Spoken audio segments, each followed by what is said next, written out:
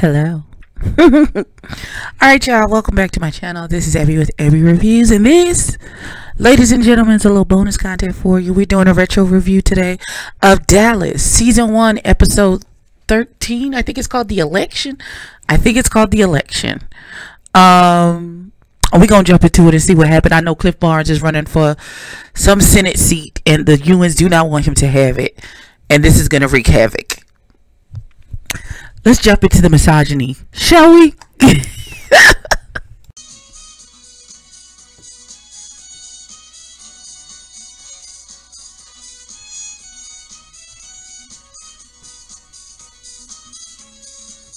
Okay, so we start with the Ewing men and a bunch of white men in JR's office, and they try to figure out who they're going to get to run against Cliff Barnes. They're going through all these names, and they pick this guy named Cole. Bobby gonna be the inside contact man for their candidate. Wonderful. We then go over to Cliff Barnes' office, and he's sitting there, and there's this man who wants to make this generous contribution. He was like, listen here, I don't think you understand what's happening here. Just because I am against corruption, I've been fighting the small oil companies, don't mean I'm fitting to get in bed with the big oil companies. I said what I said. I'm not getting in bed with y'all. Take your money and go. And he was like, don't be stupid, Barnes. He's like, I won't be bribed. Not for you, not for anybody. Get the hell on there. Okay. Well, alright. Now, there was also some mention made of there being a conflict with interest because Cliff Barnes is Bobby's brother-in-law. He was like, my wife can have her own opinion about election. It has nothing to do with what's happened between me and my wife. That's not how that works. That's not how any of that works. Go ahead, Bobby. We see you trying to be progressive in 1970 something. All right. Not you guilting your sister. So Pam comes to see Cliff, and he asked her to do this fundraiser fashion show thing for him. She was like, listen, I was trying to keep a low profile because, you know, this is like a conflict of interest. You know, I'm married to the unions, and they backing whoever you's going to be going against you. And he was like, you can't be related to the candidate and keep a low profile. And how does it look if my sister deserts me? That's bad public relations. The Ewans can buy this election, so I'm going to need your help. And she felt guilty. It's like, you're the only one I can depend on. Because you know that daddy ain't no good. His ass drunk somewhere right now. So she going to do it. It's going to cause hell at the house. But she going to do it. Not him calling her a simpleton.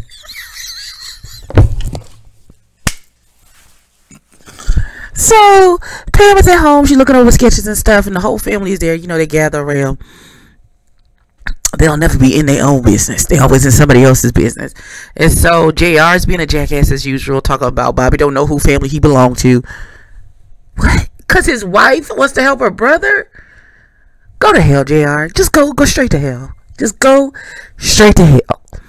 Now Bobby and Pam is arguing. He's like, do you know what this means to my family? She's like, yeah, do you know what it means to my family? You're just trying to get back at my brother. And he's like, don't be simplistic. She is like, if we just let your family run wild, y'all gonna own everything and everybody.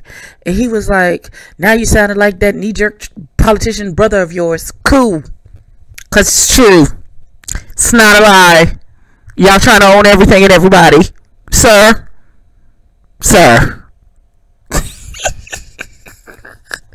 He called herself. Okay. Wait a damn minute. Okay, so at the Daughters of the Alamo Club, there was a debate or whatever, and at the end, Cliff Barnes and Sue Ellen, JR's wife, are having a conversation. I ain't never seen nobody throw their coochie that hard at somebody in my whole life. Sue Ellen is fastballing her coochie at Cliff Barnes, and he trying to deflect like Wonder Woman with the cuffs kicking, but something eventually is gonna happen between the two of them. So we go back to the office, and their candidate, Mr. Cole, is there. He just this down home country man, and Daddy Warbucks, Daddy Ewan, is like, first of all, you got to get rid of them old man clothes. Take them shopping. He said, buy some more TV time. I want to see your face every time I turn on the damn TV. And he was like, well, he said something crazy.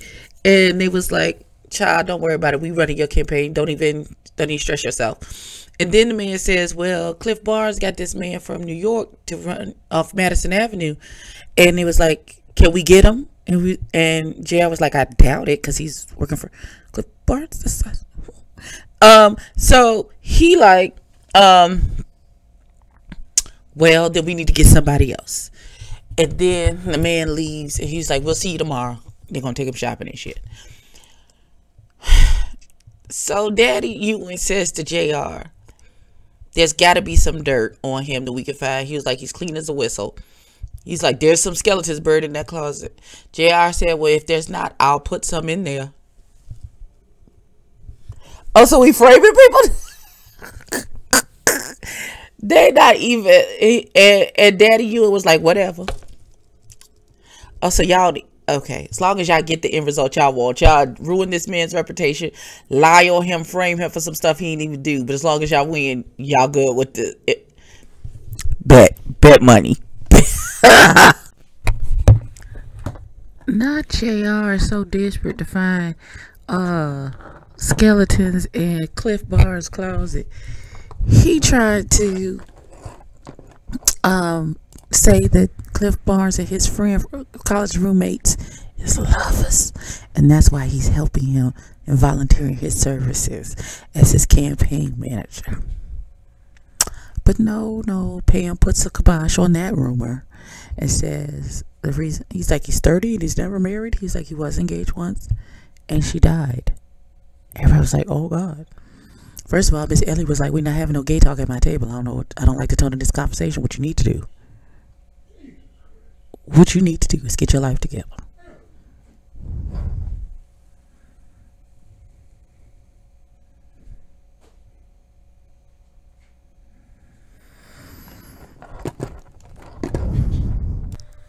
Now, Bobby trying to sweet talk to Reed. They asked for how she died, and she was like, I don't remember. So, of course, Daddy Ewing and JR get a private investigator, and he gonna go to New York to try and figure out who this woman was and how she died. Bobby trying to sweet talk the answer out of her. She said she's not ready to tell. Child, it's going to be a whole mess. I can feel it. It's going to be a whole mess.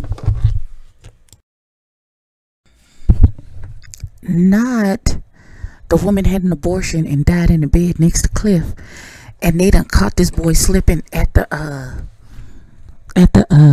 fashion show.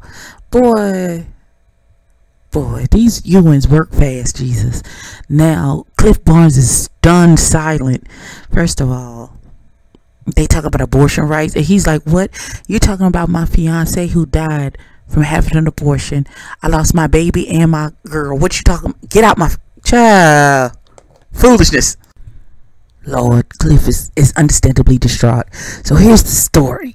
So him and the girl have been living together for a while. She just got accepted into some program to further her studies, which found out she was pregnant.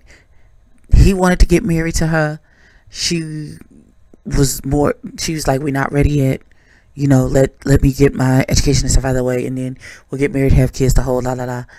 Abortion was illegal at the time. He's like, he did what she wanted. And so she got an abortion, and it was like, well, why didn't you go to a hospital? He was like, because it was illegal at that time, and we couldn't just go and get it taken care of like properly done. And so she died from complications from having that abortion.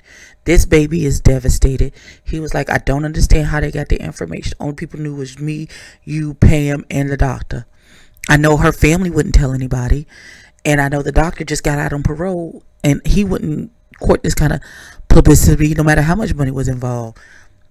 So he is now. Pam tried to pull him aside when she saw that he got ambushed and what they were ambushing him about, but he don't know that it's his sisters who put the bug in people's ear.